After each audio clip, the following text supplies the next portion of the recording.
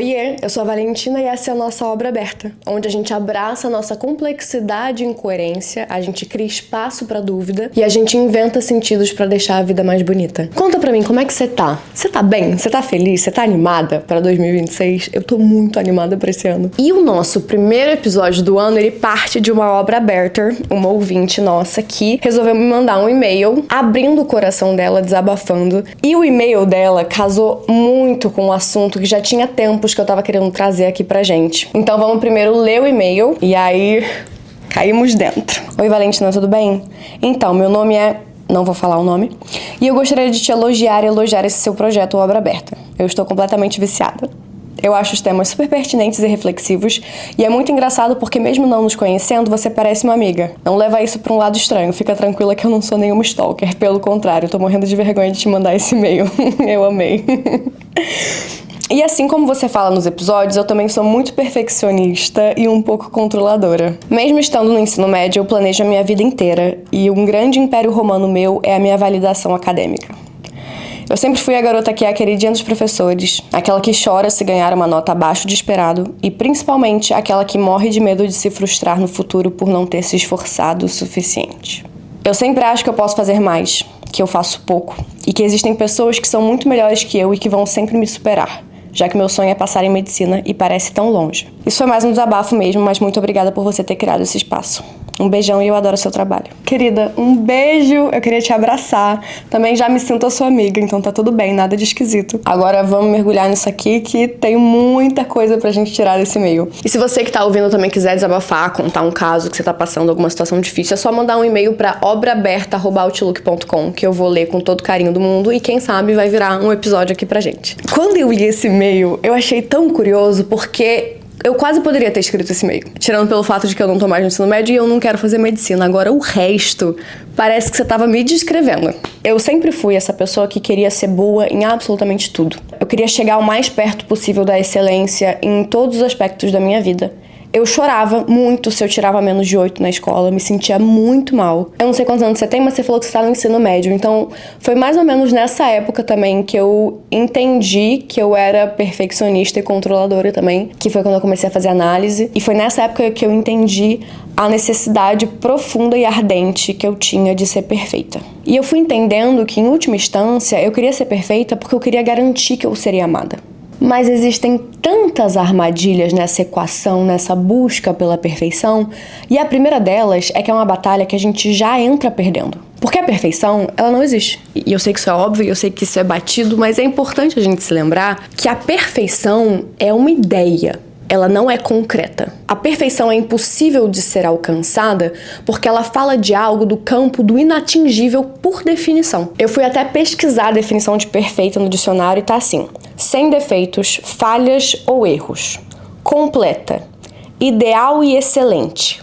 Atingindo o maior alto grau de qualidade ou adequação para uma finalidade. Quando eu li finalidade, eu entrei num buraco que agora eu vou levar você comigo. Para algo ser considerado perfeito, a gente tem que avaliar o meio, a condição, a função daquilo ali. A sensação que eu tenho é que quando a gente fala perfeito, é quase como se tivesse ali embutido um para algo. Então, por exemplo, uma cadeira ela é perfeita quando ela cumpre uma função de ser um objeto onde eu posso sentar. Um avião ele é perfeito quando ele cumpre a sua função de voar no céu com segurança. Uma garrafa ela é perfeita quando ela cumpre a sua função de ser um objeto que retém líquido. Então, quando a gente fala que algo é perfeito, ele é perfeito porque ele cumpre uma função. Então, será que o que a gente está fazendo quando a gente busca a perfeição é tentar nos diminuir para a categoria de coisa? Porque pensa comigo, se a gente quer ser perfeita, é porque a gente quer ser perfeita para todo mundo. Quem tem esse fogo, essa necessidade, uma coisa meio vital, assim, de eu preciso ser perfeita, ela precisa ser perfeita na visão de todo mundo. E isso, por si só, já é impossível.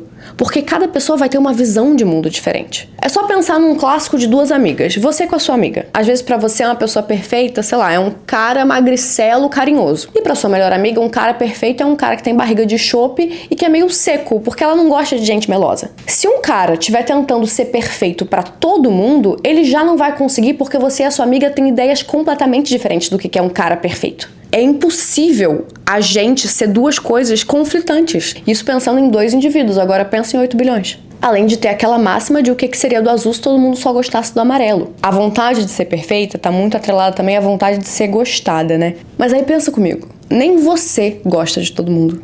Não gosta. É impossível você gostar de todo mundo. Segundo, hoje em dia eu tenho a consciência de que eu não quero que todo mundo goste de mim. Porque se uma pessoa machista, racista, preconceituosa, homofóbica, nazista, que odeia a arte, que odeia os animais, gostar de mim, de duas uma. Ou eu não tô mostrando quem eu sou de verdade, ou eu tô fazendo tudo errado. Porque é uma pessoa que tem valores, que tem uma visão de mundo, que tem crenças, que tem ideais muito diferentes de mim. Pra essa pessoa, o que é bom não é o que pra mim é bom. Então, ela não gostar de mim é um elogio, na verdade. Significa que eu realmente estou me atendo aos meus valores, ao que eu acredito, ao que eu vejo no mundo. A gente nunca vai ser vista como perfeita pelos olhos de todos. E isso é bom.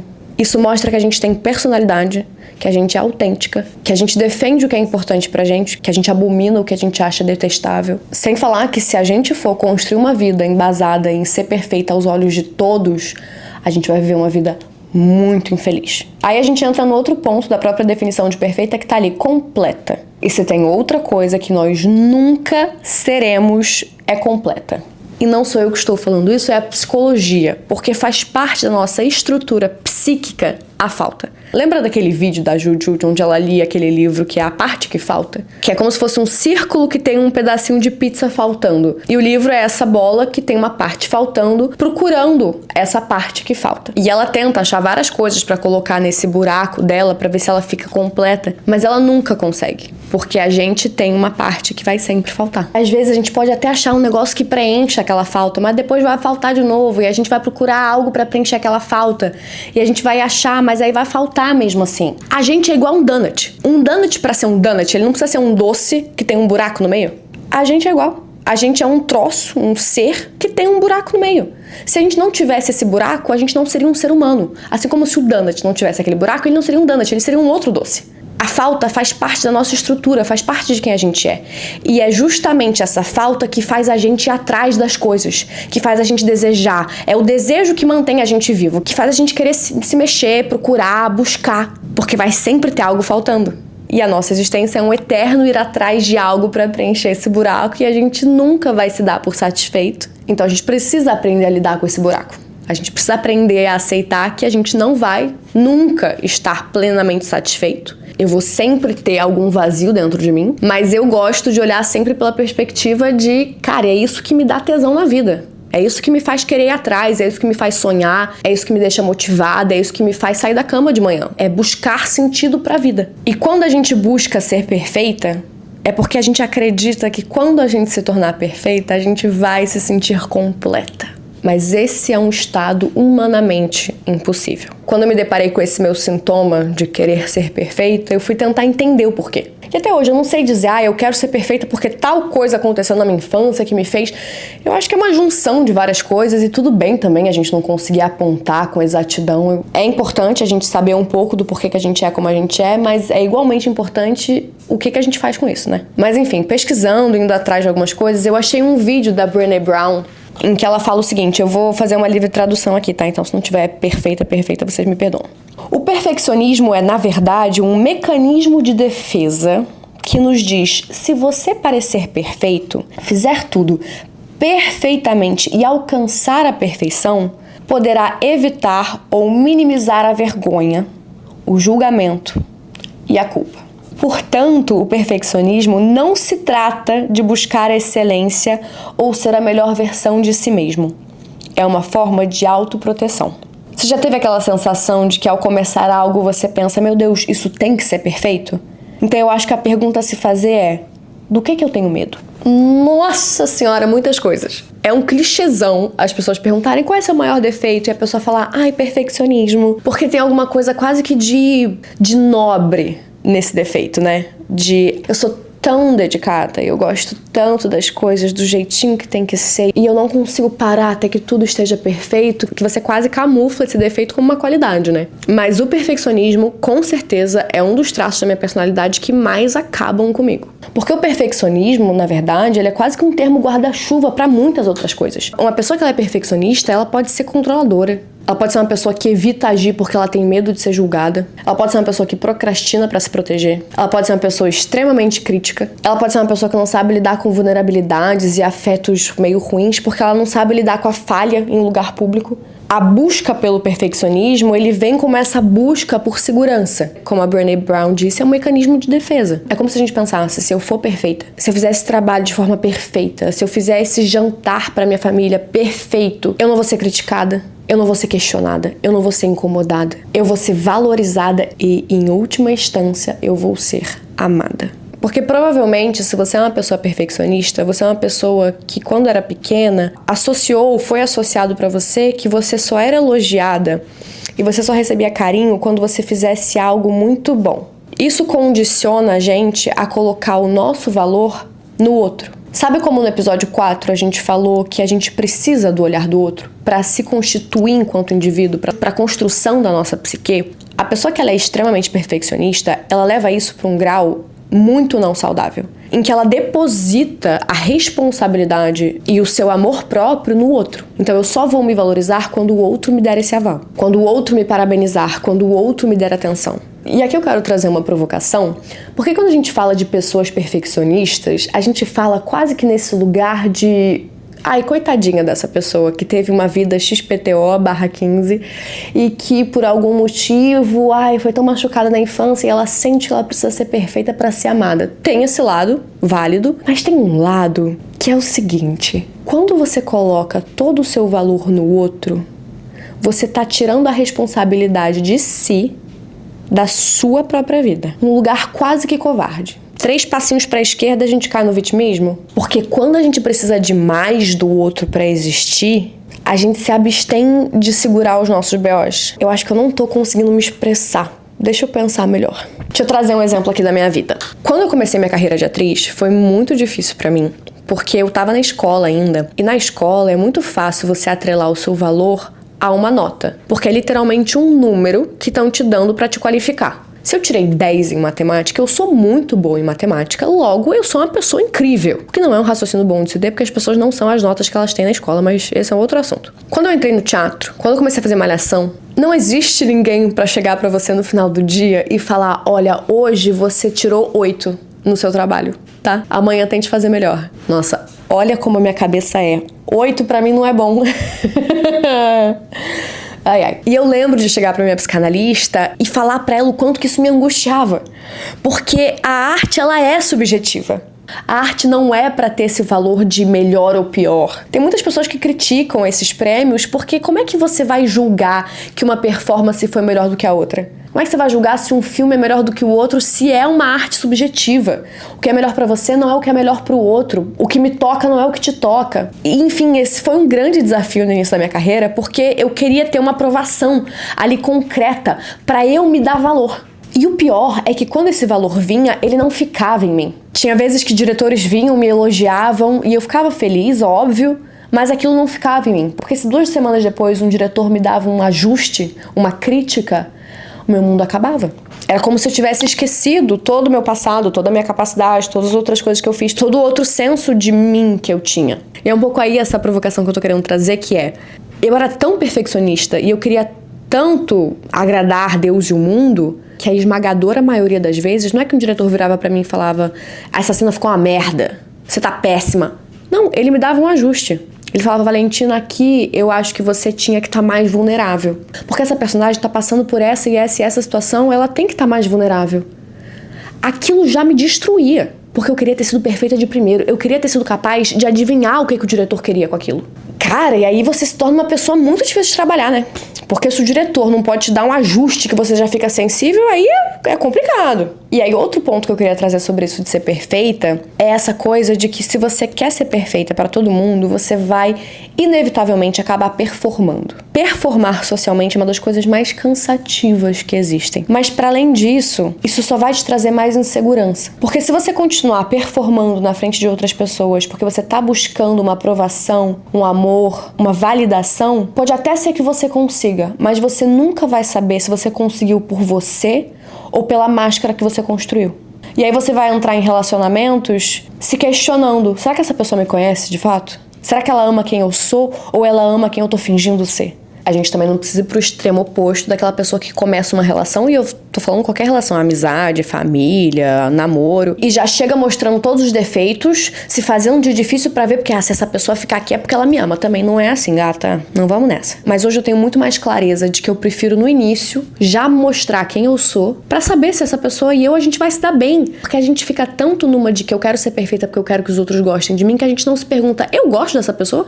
Eu quero essa pessoa na minha vida? Eu quero que essa pessoa goste de mim? Qual é o posicionamento dessa pessoa? Como é que ela vê o mundo? Como é que ela trata as pessoas? Como é que ela trata as pessoas que ela não precisa? E a perfeição é algo tão inalcançável que talvez a única forma da gente chegar perto dela é através da morte. A partir de agora eu vou dar um spoiler, você me desculpa, mas é que eu preciso pelo bem desse episódio. Mas assim, é um filme que lançou tem 15 anos, que é Cisne Negro. Então se você não tiver assistido, você pode ou continuar agora esse episódio, depois assiste o filme, ou pausa agora, vai assistir o filme e depois você volta. O filme conta basicamente a história dessa bailarina que ela é escolhida pra viver a protagonista nesse espetáculo que é o Lago dos Cisnes. Só que pra isso, ela precisa viver os dois cisnes. O cisne que é delicado, puro, romântico, conciso, e o outro cisne que ele é sedutor, ele é sensual, ele tem um fogo, ele tem uma maldade, ele tem um negócio assim. E essa protagonista, que é a Natalie Portman, ela já é esse cisne branco, que é o bonitinho, delicadinho, romântico, a princesa. E ela não consegue ser esse outro lado dela. E o filme acompanha essa personagem que tenta alcançar a perfeição. Ela é uma bailarina obcecada em ser perfeita. E aí quando ela recebe essa responsabilidade de ter que olhar pra esse outro lado dela, que é esse lado mais sombrio, ela começa a se haver com muita coisa. Aí você vai vendo a relação dela com a mãe, que é uma mãe super protetora, que tem zelo em excesso, o que acaba se concretizando nela numa anorexia, numa infantilização absurda. Uma personagem que tem uma repressão sexual, que tem um controle sobre si, sobre a vida exagerado. Enfim, o filme é fenomenal. Eu até fiquei com vontade de reassistir. E no final, o que acontece é que ela se mata. Ela começa a ter que olhar pra esses desejos reprimidos e aí ela acaba se apunhalando. Acaba o espetáculo e todo mundo fica maravilhado e aplaude, grita e vem todo mundo parabenizá-la e ela tá deitada, ensanguentada. E antes de morrer ela fala, eu fui perfeita, eu senti perfeita. Porque se esse for o preço pra atingir a perfeição, eu não quero pagar. E eu acho que você não deveria. A gente vê claramente como a busca pela perfeição adoece, mata. Porque ela é humanamente impossível. E aí eu queria trazer uns recortes aqui pra gente pensar sobre a perfeição, que são recortes de gênero, de raça, de sexualidade. O peso da necessidade de ser perfeita, ela acomete de forma diferente pessoas que são tidas como diferentes, como fora da norma, pessoas marginalizadas. A exigência pela perfeição, ela de cara já se dá diferente entre homens e mulheres. Porque o perfeccionismo, ele é um mecanismo de controle e não de aperfeiçoamento. Eu fiz o exercício de colocar no Pinterest perfeita. E eu achei tão curioso que o que apareciam eram mulheres com a pele irretocável, claramente Photoshop, que exalavam delicadeza, pureza, calma. Toda a estética de clean girl, essa coisa perfeita. E quando a gente faz do objetivo da nossa vida buscar a perfeição, a gente não tem tempo para se dedicar para as coisas que realmente importam na vida, como ser feliz, como se divertir, como ter bons relacionamentos, como viajar, como trabalhar com o que se gosta, como conseguir a sua independência financeira. E essa diferença, ela aumenta quando a gente coloca a questão raça no meio. Tem uma socióloga e professora chamada Patricia Hill Collins que escreveu um livro chamado Black Feminist Thought, Knowledge, Consciousness and the Politics of Empowerment, em que ela discorre como, para a mulher branca, a busca pela perfeição vem de um lugar de eu quero ser admirada, eu quero ser valorizada. Enquanto para a mulher negra, a busca pela perfeição é para ser tolerada. As mulheres negras precisam performar a perfeição para conseguirem atravessar o mundo sem serem consideradas incompetentes, raivosas ou simplesmente inadequadas. Valentina não concorda, tá? Então vamos estudar um pouquinho. Tem vários livros que você pode ler para entender melhor sobre isso. Mas trazer aqui uma reflexão para você agora é: pensa em figuras públicas. Qual é a facilidade que a gente, enquanto sociedade, perdoa um erro de um homem branco, o erro de um homem negro, de uma mulher branca, o erro de uma mulher negra, o erro de uma mulher negra lésbica? É óbvio que todos nós, seres humanos, erramos. A grande diferença é como a gente, enquanto sociedade, passa pano com mais facilidade para algumas pessoas do que para as outras. E essa escolha não é arbitrária. Ela passa pelo crivo de gênero, de raça, de sexualidade. Quando um homem famoso trai uma mulher, ele é muito mais facilmente perdoado do que quando uma mulher trai um homem. Para uma mulher negra chegar num cargo alto numa empresa, ela tem que performar uma perfeição tamanha, porque se ela errar, vai ser cobrado muito mais dela que de uma pessoa branca. A Judith Butler, ela fala sobre como as normas de gênero, elas funcionam como sistemas regulatórios. O que isso quer dizer? As normas de gênero na sociedade, elas não apenas descrevem como elas produzem e a gente reproduz isso, o que é um ser humano legítimo. Na prática, pessoas fora da norma, que têm um corpo, que têm um estilo, que têm um desejo não normativo, a performance e a busca pela perfeição vira uma compensação. É como se a cultura falasse assim, você é um homem gay, então tem algo de errado em você. Logo, se tem algo de errado em você, você precisa ser perfeito em todo o resto da sua vida. Você precisa ser irrepreensível, você precisa ser brilhante, você precisa ser incontestável. Aqui a perfeição, ela é um pedido de absolvição. Eu não tô falando que isso é o que acontece com todas as pessoas LGBTQIA+. Eu não tô falando que isso é o que acontece com todas as pessoas negras ou não brancas no mundo, ou com todas as mulheres. Mas é um padrão. E por que eu tô trazendo isso? Porque a gente precisa identificar que às vezes a nossa busca pela perfeição, ela não vem da gente, ela vem de fora. E quando a gente identifica isso, fica muito mais fácil a gente quebrar, a gente conseguir se dar valor de outras formas, a gente entender que a gente não precisa da validação de todo mundo para ser amado, para ser feliz, para ser digno de amor. Queria retomar aqui o e-mail da nossa ouvinte, porque tem uma última coisinha que eu quero trazer, que ela fala assim: e principalmente aquela que morre de medo de se frustrar no futuro por não ter se esforçado o suficiente. Eu sempre acho que eu posso fazer mais, que eu faço pouco, e que existem pessoas que são muito melhores que eu e que vão sempre me superar, já que o meu sonho é passar em medicina e parece tão longe. Primeiro que tem aquela máxima de que a grama do vizinho é sempre mais verde. A gente vai sempre achar que o outro é melhor, é mais bem-sucedido do que a gente, porque a gente não vê toda a vida daquela pessoa. A gente vê um fragmento. A gente vê o que aquela pessoa está disposta a mostrar. Nas redes sociais isso é claro. Você ali escolhe o que você vai mostrar. Você pode criar a narrativa que você quiser. Você pode fingir que você está em Paris estando no Rio de Janeiro. Você pode falar que você não estudou nada para passar e você passou em primeiro em medicina porque você é muito inteligente e muito capaz. As pessoas criam as próprias narrativas dela na internet. E com as pessoas que a gente conhece fisicamente, na vida real, se a gente não for muito íntimo dessas pessoas, elas também vão escolher a narrativa que elas vão querer nos contar. Porque na verdade a internet ela só aumenta a nossa possibilidade de fazer isso em escala global, mas na vida a gente é assim. Eu não vou chegar pra uma pessoa que eu não conheço e falar de todos os sofrimentos que eu tô passando. Porque é uma questão de proteção também, a gente não quer ficar se expondo dessa forma. E saber disso é essencial pra gente não se comparar. Tem ficado muito claro pra mim que me comparar com os outros é a coisa que mais me machuca. Então deve ter um ano, assim, que eu tô fazendo esforço, às vezes de até evitar ver certas coisas, porque eu sei que vão me machucar. Porque eu sou humana, eu tenho inveja, eu tenho ciúmes, às vezes eu entro nesse lugar meio vitimista de, vida aos céus, por que não comigo? Mas isso não vai me levar a lugar nenhum. E aí eu queria te perguntar, qual é o medo que tá por trás dessa frase de não ter me esforçado bastante? O que isso quer dizer? Qual é a pior coisa que pode acontecer se você não ter se esforçado bastante? Se medicina for o seu sonho e for algo que você quer muito fazer e você é uma menina inteligente, você se dedica, você é determinada, você sabe o que você quer e você vai atrás, você vai conseguir. Eu nem te conheço, eu já sei que você vai conseguir. Desde que seja isso que você queira. Por que eu tô falando isso? Eu tenho uma amiga que ela passou 5 anos estudando pra medicina.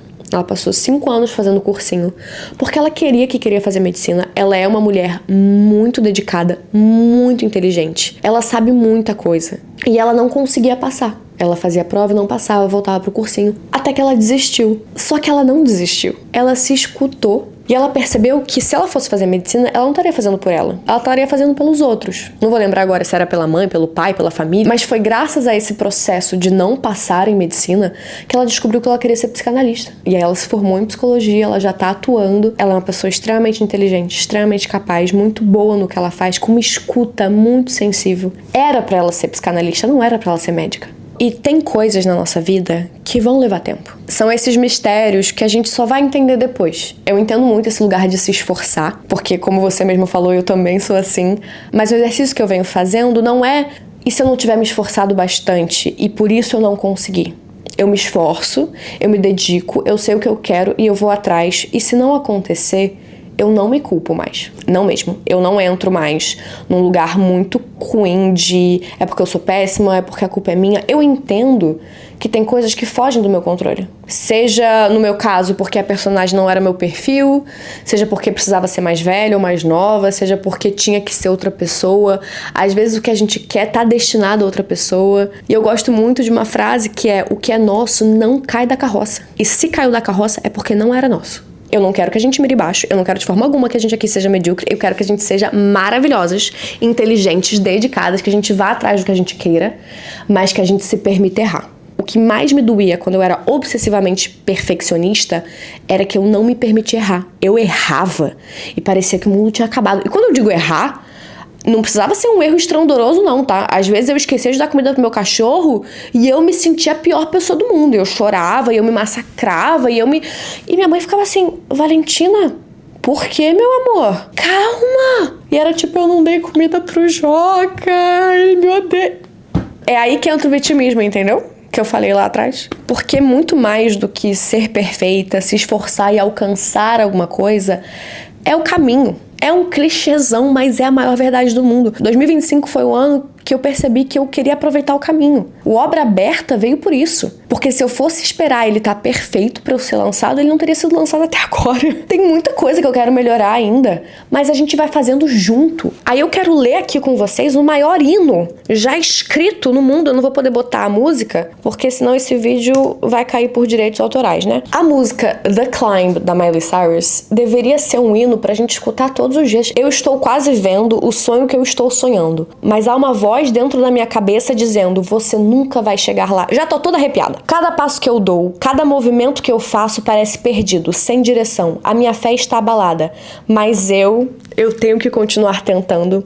Tenho que manter a minha cabeça erguida. Sempre vai existir outra montanha. Eu sempre vou querer movê-la. Sempre vai ser uma batalha difícil. Às vezes eu vou ter que perder. O importante não é o quão rápido eu vou chegar lá. O importante não é o que está esperando do outro lado, é a escalada. Gente, juro, eu tô toda arrepiada. Juro, bota pra escutar agora essa música, porque é isso. Essa é a vida. A gente tem que ressignificar urgentemente o que é sucesso pra gente. É uma coisa que eu tive que fazer muito e eu ainda tenho que fazer diariamente com a minha carreira. Ressignificar o que é sucesso pra mim. Porque se eu for botar... Eu falo isso quase todo episódio, né? Se eu for botar o meu sucesso só no ganhar o Oscar, eu vou viver uma vida muito infeliz até lá. Eu tava falando com um amigão meu, o Lucas, que é um diretor muito brabo. A gente tá querendo fazer vários projetos juntos. E aí ele trouxe uma perspectiva pra mim que é: não vamos pensar em fazer um filme perfeito. Vamos pensar em fazer um filme em que a gente vai exercitar alguma coisa que a gente queira exercitar. Fala pra mim, Valentina, que habilidade que você quer desenvolver enquanto atriz? E aí vamos fazer um filme em cima disso. Um filme que necessite que você desenvolva essa habilidade, assim a gente vai se divertir pra caramba no processo. Porque eu vou te falar uma coisa, quando eu comecei a abrir mão da perfeição, eu comecei a realizar muito mais coisas na minha vida. E a última coisa que eu queria trazer pra gente é: ser perfeita é chato. Pronto, falei. Ser perfeita é chato. A pessoa perfeita é chata. Que nem existe, né? Mas a pessoa que fica performando que ela é perfeita, ela é chata. Ela não é autêntica, ela não tem personalidade. Porque se ela quer agradar todo mundo, ela tá cada vez colocando uma máscara diferente, nem ela sabe direito quem ela é. E isso é muito doloroso pra ela e pras pessoas em volta dela, mas principalmente pra ela. Porque não saber quem se é, não saber o que se gosta, não saber com quem gosta de se estar porque você quer agradar todo mundo é muito cansativo. E é chato. Qual é a graça? Às vezes é bom ter um conflito, é bom brigar. Às vezes eu fico louca pra brigar. Sabe? Tem uma emoção. Tem história pra contar. Se você é perfeitinha demais, você não tem história pra contar. Qual é a história que você vai contar? Ah, eu tava lá e aí eu tive uma vida perfeita, aí eu fui pra faculdade, eu fiz o curso que eu queria, e eu casei, eu tive filhos, e a minha vida é maravilhosa. Ai, que chata! Sua vida é chata. A Clarice Lispector escreveu uma frase que me salvou de mim mesma, que me salvou da minha perfeição, e eu queria passá-la pra você agora. Até cortar os próprios defeitos pode ser perigoso. Nunca se sabe qual é o defeito que sustenta o nosso edifício inteiro. Isso é de uma beleza, é de uma tremenda compreensão da psique humana, assim, que eu sou encantada. Essa mulher é um gênio mesmo. Pra finalizar, buscar a perfeição é perigoso pra gente. Porque querer se livrar de todos os nossos sintomas, de todos os nossos defeitos, pode ser o que acaba nos destruindo. Porque a gente não tem como adivinhar qual que é o defeito, qual que é o sintoma que a gente teve que desenvolver pra nos proteger, pra nos manter inteiro. A nossa imperfeição é o que faz da gente único. É o que faz a gente ser quem a gente é. É o que constrói a nossa autenticidade e a nossa personalidade. E isso é lindo. Então, minha querida ouvinte, sinta-se muito abraçada. Saiba que eu sei exatamente o que você tá passando, o que você tá sentindo. Você tá passando pelo que eu considero a época mais difícil de todo ser humano, que é o ensino médio. É uma época em que a gente ainda não desenvolveu o nosso córtex pré-frontal. As nossas emoções estão muito à flor da pele. A gente se vê sendo obrigado a tomar uma decisão que vai ditar a nossa vida inteira, ou assim a gente acha, porque assim, a gente pode fazer e refazer a nossa faculdade e nosso caminho de vida quantas vezes a gente quiser. A minha mãe se formou em Relações Internacionais, trabalhava no Itamaraty e aos 32 anos decidiu seguir o sonho dela de ser atriz. E aos 54 ela decidiu que além de ser atriz, ela queria ser corretora de imóveis. A gente pode ver tantas vidas dentro de uma. Então assim, não perca essa sua vontade e essa sua sede de ir atrás do que você quer. Não deixe de se dedicar, porque é lindo ver pessoas que vão com unhas e dentes atrás dos seus sonhos. E de fato, a gente só conquista o que a gente quer se esforçando. Mas aprenda a errar. Erra às vezes de propósito pra ver como é que vai ser. E entende se essa sua necessidade de controlar e de ser perfeita vem de algum medo. Eu diria que vem, tá? Mas só você vai saber responder. Se é um medo, inclusive, de não ser amada. Porque em última instância, eu verdadeiramente acredito que todo mundo que quer ser perfeita tem uma necessidade muito grande de saber que vai ser amada. É essa segurança, essa falsa segurança de que se eu for perfeita, vai todo mundo me amar. Mas e se ir atrás dessa perfeição custar o seu amor próprio? E amei que a gente se aproximou um pouquinho agora nesse momento. E obrigada a você que tá assistindo. Suas perfeccionistas online. Vamos todas nos dar a mão e fazer um acordo que, se for pra buscar ser perfeita, que a gente reformule o que é ser perfeita. Porque hoje, ser perfeita, pra mim, é inclusive errar. É inclusive abraçar os meus furos, os meus fantasmas. Ser perfeita hoje pra mim poderia ser jogar um vaso caro no chão. E ser perfeita é estar rodeada de pessoas que me conhecem de verdade, que reconhecem todos os lados horríveis que tem dentro de mim e que mesmo assim me amam. E eu amo você que tá ouvindo. Obrigada por estar aqui. Queria dar uma notícia por ser o primeiro episódio do ano. A partir de agora, a nossa newsletter da Substack, ela vai lançar uma semana antes, na verdade, 6 dias antes do episódio. Como assim? Hoje, quarta-feira, está saindo o nosso episódio, O Perigo de Querer Ser Perfeita. Só que a newsletter sobre esse tema saiu dia 1º. E aí, amanhã, vai sair a newsletter antecipando o tema da próxima semana. Por quê? É lá na newsletter, no Substack. Eu vou deixar aqui o link no descritivo para vocês conseguirem se inscrever. Lá tem como você comentar e tudo. E eu quero que lá seja o lugar onde a gente vai debater sobre o tema, porque eu quero saber também como que esse tema bate em vocês, porque daí eu consigo construir esse episódio muito mais personalizado para as dores, para as angústias, para os medos ou para as conquistas, para as felicidades de vocês. Então se inscreve na minha Substack, que também se chama Obra Aberta, porque lá a gente vai aquecer o tema e aqui a gente vai cair dentro, tá bom? Eu queria tanto que a gente fizesse um encontrão, fiquei com vontade de abraçar você agora. Vamos todo mundo dar um abraço. Beijo!